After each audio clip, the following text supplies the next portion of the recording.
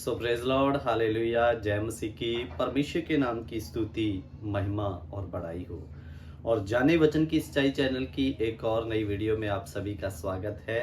विषय में जाने से पहले मेरे प्रियो, मैं बताना चाहता हूं कि अगर आप सत्य वचनों को सीखने के इच्छुक हैं तो ब्यास के पास गांव कोट मेहताब में हमारा संडे चर्च शुरू है। आप जरूर वहां पहुंचकर परमेश्वर के खरे और सही उपदेश को सीख सकते हैं मेरे प्रियो। और अजीजों, आज का जो हमारा टॉपिक है वो है परमेश्वर अमीर और गरीब, ये दोनों उसके बनाए हुए हैं और परमेश्वर उसमें भेद नहीं करता करके।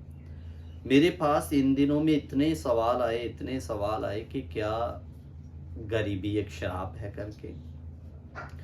तो इस विषय को हम पहले 2 पार्ट में और बना चुके हैं मेरे प्रियो।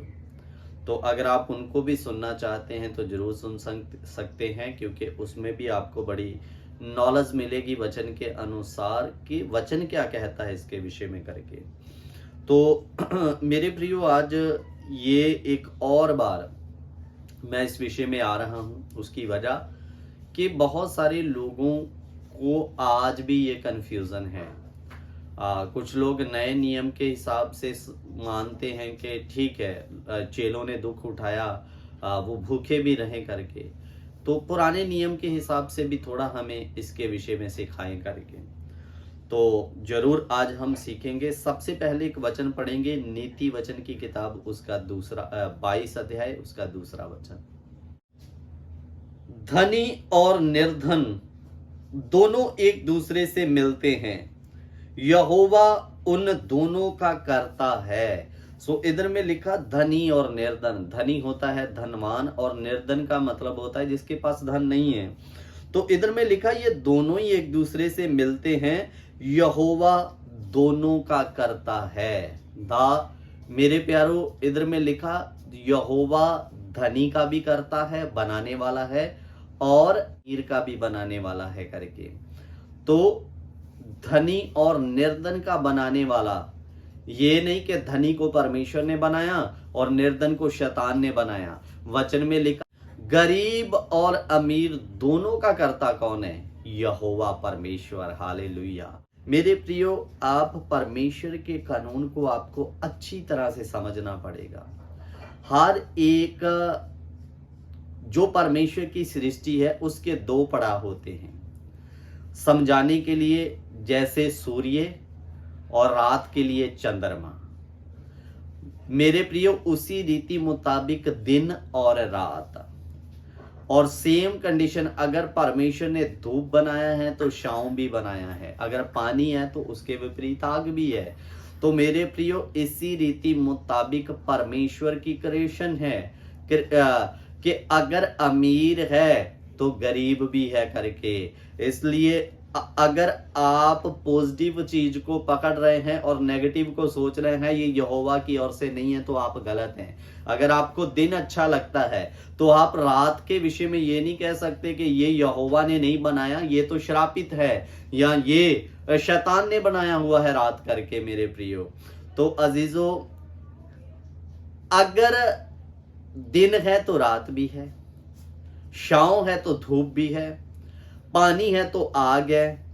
और मेरे अजीजों, खास करके मैं आपको बताना चाहता हूं, इस धरती पर अमीर है तो गरीब भी है। ये परमेश्वर की सृष्टि का कानून है जो चलते आ रहा है। और इधर में हमने पढ़ा परमेश्वर अमीर और गरीब दोनों का करता है। इसके साथ साथ अय्यूब 34 का आप 19 भी पढ़िए। इधर में लिखा परमेश्वर हाकिमों का पक्ष नहीं करता और धनी और कंगाल दोनों को अपने बनाए हुए जानकर उनमें कुछ भेद नहीं करता। इधर में लिखा परमेश्वर हाकिमों का पक्ष नहीं करता, यानी हाकिम होता है अधिकारी, राजा। परमेश्वर उन्हें राजा समझकर उनमें पक्ष नहीं करता। और आगे लिखा परमेश्वर धनी और कंगाल दोनों को अपने बनाए हुए जानकर उन दोनों में भेद नहीं करता कि मेरे बनाए हुए तो अमीर है, गरीब शरापित है, इन लोगों को हटाओ करके। परमेश्वर भेद नहीं करता, मनुष्य भेद कर रहा है। तो अजीजों, मैं इस क्रिएशन के बारे में, इस सृष्टि के बारे में अमीर और गरीब दोनों के विषय में पुराने और नए नियम से थोड़ा कुछ उदाहरणें देना चाहता हूं। लोग कहते हैं, उदाहरणें देते हैं कि देखो अब्राहम अमीर था, वो परमेश्वर का जन था, अमीर था, लेकिन आपको पता अब्राहम अमीर होने के बावजूद भी 90 साल तक उसके कोई औलाद नहीं थी। और अजीजों, उसको लगता होगा कि मेरे पास इतना धन है, दौलत है, लेकिन इस धन दौलत को आगे संभालने वाला कोई नहीं है। सो अब्राहम धनवान था लेकिन पुत्र नहीं था। 90 साल बाद जाकर लड़का हुआ। सो सेम रीति पर उसके बाद में हम यूसुफ की उदाहरणें देते हैं। देखो प्रभु ने राजा बना दिया। राजा बनने से पहले यूसुफ ने कौन कौन से पड़ाव पार किए आपको पता नहीं होगा, शायद पता है, लेकिन यहाँ हम उन नेगेटिव चीजों की तरफ ध्यान नहीं देते। हमें तो पॉजिटिव चीजें चाहिए। मेरे प्रियो भाइयों ने पकड़ा, कुएं में डाल दिया। उस कुएं में एक भाई को तरस आया, कुएं से निकाला, और एक मिस्री के हाथ में उसको क्या कर दिया, बिक्री कर दिया। और वहां पर कितना समय एक दास नौकर बन के उसके घर में यूसुफ ने काम किया। फिर उसी मालिक के घर में उसकी पत्नी का दिल यूसुफ पर आया। उसने इस पर आरोप लगा दिया कि इसने मेरे साथ गंदा व्यवहार किया, झूठा आरोप। फिर उसको पकड़कर जेल में डाल दिया गया, कई सालों तक जब वो जेल में रहा। और मेरे प्रियो, अगर आप सच्चे हैं तो मैं आपको एक चीज जरूर बताना चाहता हूं, परमेश्वर आपके बुरे हालात से आपको अच्छे हालातों में बदलने की ताकत रखता है।